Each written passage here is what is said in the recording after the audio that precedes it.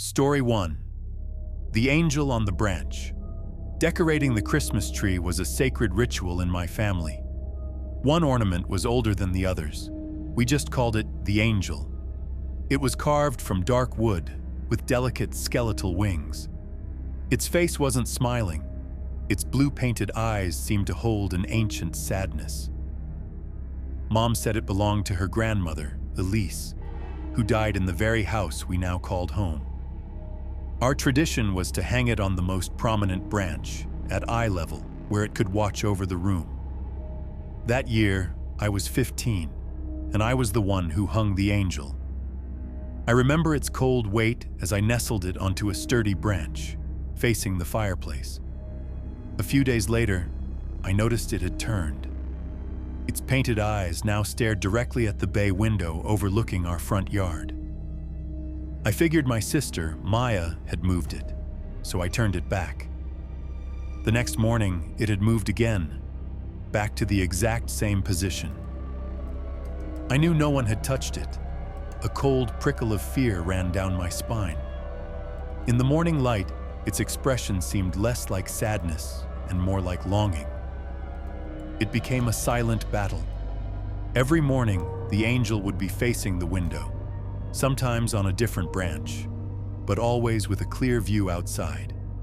My parents brushed it off, blaming the house settling or our cat, Jasper. But Jasper was now terrified of the tree, and our dog would stand at the entrance to the room and let out a low, guttural growl.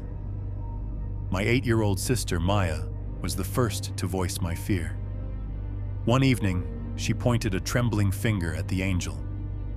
"It talks to me," she whispered. My dad chuckled, but Mom asked what it said. "It says my name," she said. "It wants me to open the window." The air in the room went cold. The real fear set in a few nights before Christmas. I was woken around 2 a.m. by a soft, rhythmic thudding. I crept to the top of the stairs. The living room was lit only by the tree's glow. There, on the floor in front of the bay window, was the angel. It was rocking back and forth, as if it had thrown itself from the tree. I was too terrified to move. The next morning, seeing my fear, my dad wired the angel's hook firmly to the branch. "It's not going anywhere now," he said. That day, my mom researched her grandmother. Elise had been engaged to a man who went to war, promising to be home by Christmas. She waited for him, watching from the bay window of this very house. He never came back. She passed away in the house on Christmas Eve from what doctors called a broken heart. Christmas Eve arrived with a sense of dread. I was jolted awake by a high-pitched metallic scraping. I crept to the top of the stairs and peered down. The floor was littered with broken glass. Every ornament had been ripped from the branches and smashed, all except one.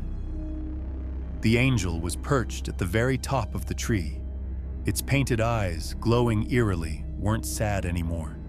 They were filled with a cold, triumphant fury. Then I saw the front door was wide open. As I stood frozen, the angel's head began to turn. It shifted its gaze toward the open doorway. A low, guttural voice that seemed to come from the angel itself spoke 2 words. "He's here." I followed its gaze. A tall, dark silhouette stood in the doorway. It had no face, but I felt its presence as a wave of absolute cold. My scream shattered the silence. My dad flipped on the lights. The figure was gone. The door was closed and locked. The angel was back on its branch, wired securely. The floor was clean. My parents insisted it was a nightmare, but they couldn't explain the 3 long, parallel scratches on all of our arms, or why every window in Maya's room was wide open. The next day, my dad packed the angel in its box, wrapped it in chains, and locked it in a trunk. That trunk is now in my garage. I've never opened it. Sometimes, on a cold December night, I think I can hear a faint, metallic scraping. I know the angel is still in there, still waiting. Story 2. The Whiteout. Last year was hard. After a messy divorce, I fled the holiday cheer to spend Christmas alone at my late grandfather's isolated mountain cabin. A once-in-a-decade blizzard was in the forecast, but being snowed in was appealing. I drove up on December 23rd. The first flakes began to fall on Christmas Eve afternoon, and by dusk, it was a total whiteout. Around 7 p.m., I saw a shape at the edge of the tree line. It was tall and unnaturally thin. I told myself it was just a tree, but its stillness felt deeply wrong. When I glanced back, it was closer, at the edge of the clearing. It hadn't walked. It was just there. Then the lights went out. The cabin plunged into darkness. Fighting panic, I lit candles and refused to look out the window. That's when the tapping started. A faint, rhythmic sound on the picture window. It moved around the cabin, a terrifying game of hide and seek. It was circling me. I dragged an armchair under the front doorknob. Then another sound joined the storm, a low, tuneless humming. It was a human sound, but devoid of humanity, like something ancient humming to itself in the blizzard. Hours passed. Then came a loud, violent scratching at the front door, the sound of claws gouging the wood. The scratching was suddenly replaced by a deafening bang against the door. The entire cabin shook. Another bang, even harder. The wood groaned. It was going to get in. Then a voice spoke, right on the other side of the door, a dry, rasping whisper. It said my name. Sam. Let me in, Sam. It's so cold out here. The doorknob began to turn. The door pushed inward. The chair scraping against the floorboards, forced back by immense pressure. I grabbed the iron poker from the fireplace. The pressure on the door continued, the wood splintering, but the chair held. Then, as suddenly as it began, it stopped. The silence returned. I stood there clutching that poker for the rest of the night. As dawn appeared, the storm had broken. I cautiously opened the door. The world was buried under 4 feet of fresh snow, and there was nothing. No footprints, no tracks. Impossible. But etched into the thick frost on the door's small window, from the outside, were 3 long, deep gouges, as if carved by giant, ice-cold talons. I packed a bag, dug my car out, and never went back. I went seeking peace, but I found something else in the whiteout. Something ancient and hungry. Story 3. The last carol. I've always loved Christmas in my old neighborhood. But 5 years ago, that peace was shattered. It started a week before Christmas, around 11 p.m. I was reading when I heard a single, high-pitched voice singing. I went to the window and saw a small boy, maybe 8 or 9, standing under a streetlight. He was dressed in old-fashioned clothes, a newsboy cap and a patched wool jacket. He was singing Silent Night, his voice hauntingly beautiful. When he finished, he stared at my house for a long moment, then vanished into the darkness. The next night, he was back. Same time, same corner. This time, oh holy night. When he finished, he again stared at my house before melting away. It felt like a performance for an audience of one, me. A cold dread crept into my evenings. On the 3rd night, the song was "What Child Is This?" but the melody was off-key, distorted.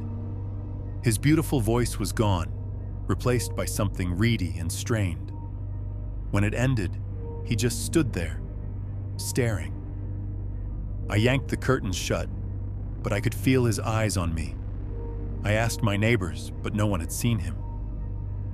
At the local library, I found an article from December 22nd, 1928. Local boy vanishes on caroling trip. It was about a 9-year-old boy named Thomas who got separated from his choir during a blizzard and was never found. The photograph included was unmistakably the boy from the street corner. That night, he didn't come. I thought acknowledging his story had made him stop. I was wrong. It had just made him bolder. On Christmas Eve, a palpable tension settled on the house. 11 p.m. Silence. Then the singing started. My blood froze. It wasn't coming from the street corner. It was coming from right outside our front door. It was the same distorted, off-key carol, but loud, immediate. The song stopped. Then came a tiny, soft, tentative knock. A voice whispered through the mail slot. "I know you're in there. It's Christmas. You're supposed to let me in." I stayed silent, praying he would go away. There was a long pause. Then the voice changed. It was a deep, guttural, inhuman sound that seemed to bubble up from the depths of the earth, filled with a century of rage. It spoke 3 words: "Let me in." The demand was followed by a shriek of pure malice. Immediately, a violent, explosive pounding began on the front door. The whole house shuddered. My wife and I huddled on the bed, screaming as our home was attacked. Then, as suddenly as it started, it stopped. We stayed there until morning. I crept downstairs. The porch was empty. I opened the door. There were no footprints in the light dusting of snow, but the door, it was destroyed. At the height where a small child's hands might reach, the wood was covered in dozens of deep, splintering gouges, as if a wild animal had tried to claw its way through. The police were baffled. We sold the house a few months later. It's been 5 years, but every Christmas, as the familiar carols start to play, a knot of ice forms in my stomach. For me, Silent Night isn't a song of peace. It's the memory of the voice that begged to be let in, and the rage that followed when the door remained closed. Story 4: The Christmas Guest. My most vivid Christmas memory isn't of presents or family cheer, but of pure, unadulterated fear. I was 12. We were at my grandparents' farmhouse for Christmas dinner. A blizzard had been raging all day, cutting us off completely. We felt safe and warm, a little bubble of light in the storm. Around 8 p.m., there was a knock on the door. We all froze. My grandfather, a practical man, peered through the peephole. On the porch stood a man who looked ancient, thin and shivering in a threadbare coat.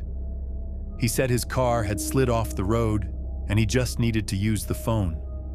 In the spirit of Christmas, my grandmother insisted we let him in to warm up.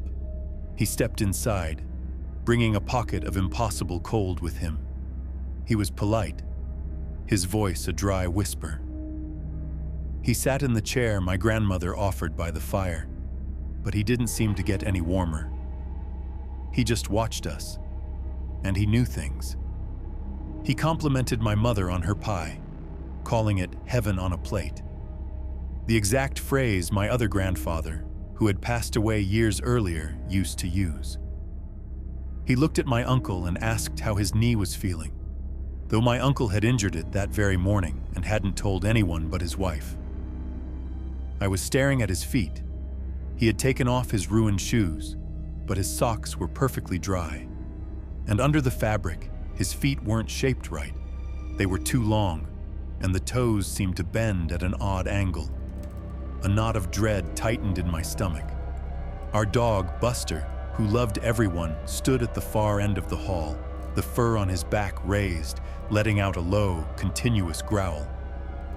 My grandfather, now visibly on edge, finally stood up. "Well, the storm seems to be letting up," he said, his voice a little too loud. "I'm sure the phone lines are working again." The visitor's head snapped toward him. The kindly old man facade vanished. His eyes, which had seemed cloudy, were now black and sharp, like chips of obsidian. "But you invited me in?"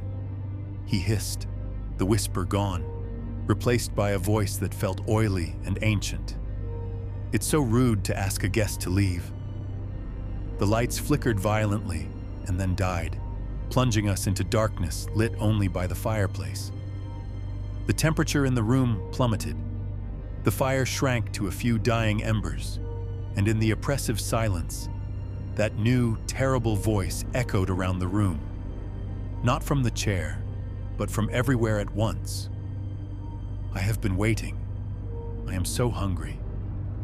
Just then, the tall grandfather clock in the hall began to chime, signaling midnight. It was the end of Christmas Day. On the final chime, the front door was thrown open with a violent bang, letting in a swirl of snow and freezing wind. My dad managed to get his emergency flashlight on. The chair by the fire was empty. The man was gone. We ran to the door. The blizzard was still howling, and the deep snow on the porch was completely untouched. There were no footprints leading to the house or away from it. The only thing the visitor left behind was a small black scorch mark on the hardwood floor where his chair had been. We never spoke of it again, but that Christmas was the last time my family ever felt truly safe in that house. The line between festive cheer and chilling dread is thinner than we think. A beloved ornament, a winter storm, a familiar carol. These stories show that terror can find us in our most cherished traditions. If these accounts are sending a shiver down your spine, please like this video and subscribe. If you have a true, terrifying story of your own, submit it to the email address in the description below. Your nightmare could become the next story we share. Thank you for listening. Stay safe and be careful what you listen to this holiday season.